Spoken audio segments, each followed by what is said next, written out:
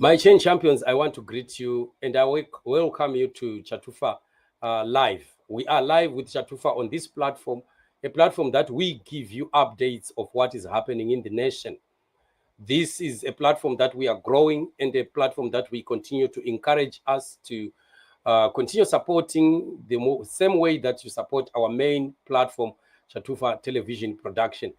On this platform, we just give you quick updates of what is happening in the country or around us, as well as just a little bit of commentary, but generally it's just about updates.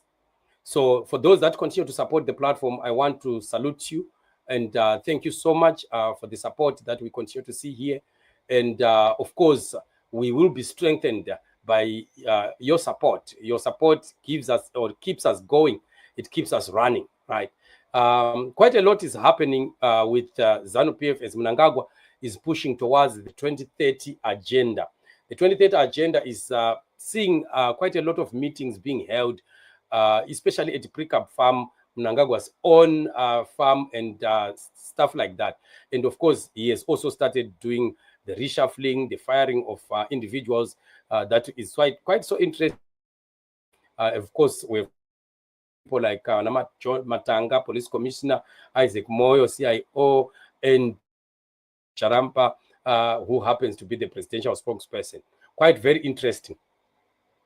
As we are looking at more and more of ZANU-PF of disintegration, we are also very disappointed to note that the pseudo MPs of opposition parties, Triple C, they begin to show signs of bootlicking Mnangagwa and ZANU-PF.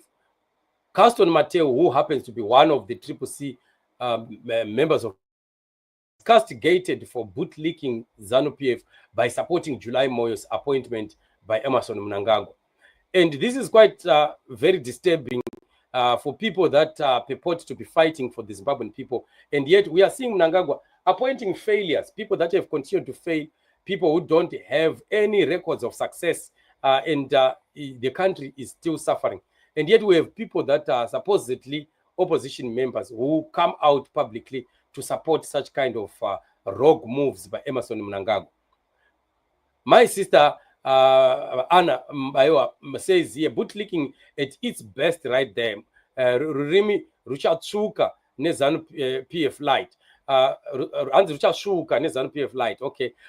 Caston Matewu here on his platform, on his Twitter, has written that despite, in my view, having addressed all these ministers since 2018 in Parliament, July Moyo is by far the most intelligent. However, I don't expect any real changes to our power situation because he is still ZANU-PF and the issues having over his ministry are monumental. Right. So for this calling July Moyo very intelligent, people are castigating him and they are actually saying that you guys, you don't even know where you belong. We are not sure who you are because you are like more of chameleons. Nobody as an opposition MP must ever support the recycling of dead wood like what Mnangagwa is doing. There are quite many people who are capable of making Zimbabwe better. And these people are supposed to be given an opportunity other than having the very same people being recycled over and over and over. It is all because these people are Mnangagwa's cronies. We know that July Moyo is supposedly Mnangagwa's uncle, something like that, and the Sekuru of Mnangagwa. So they have been very, very close from the time that Mnangagwa was just a minister. We know what they did in Kwekwe, where they recruited all the Mashurugwis and Korokozas, made them ZANU-PF youths and started to terrorize the opposition people and members using those people. We know that time. So it's not a new thing altogether that we are seeing happening of July Moyo being kept closer by Emmerson Mnangagwa. So this is quite very unfortunate because we are seeing that we don't have a parliament at all. We have people that are there for their personal interest. We have people that think that when they bootleg ZANU-PF, they speak good of some sort of ZANU-PF, they are going to get favors from Mnangagwa or something like that. We have known that, we've heard of what is happening with people like Wende, Charlton Wende.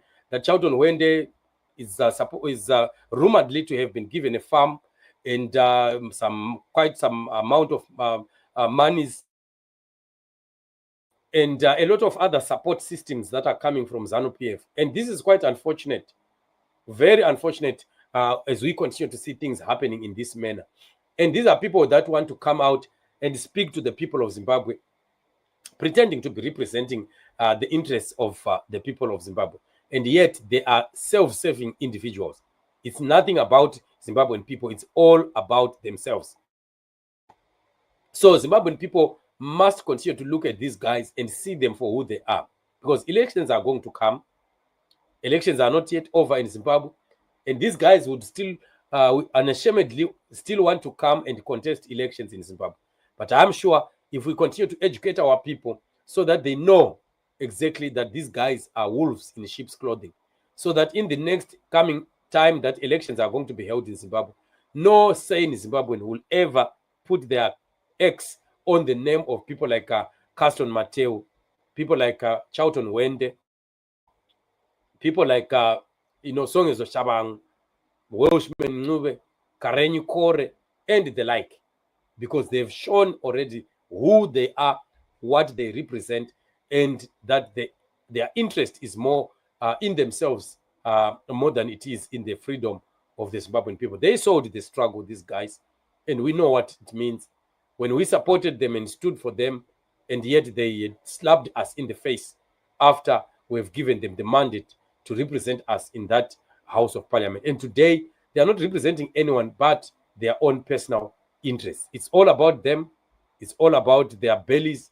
It's all about their political careers.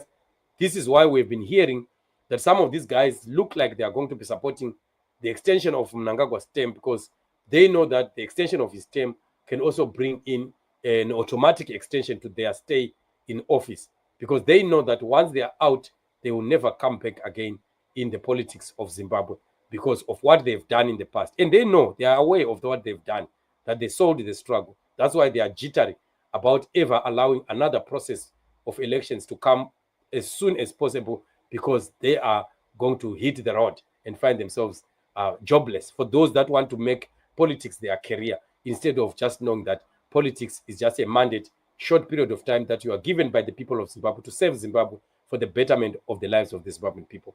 Thank you so much, family, for joining me on the show. Stay tuned. We still have one more show to come, so don't go away. Remain blessed.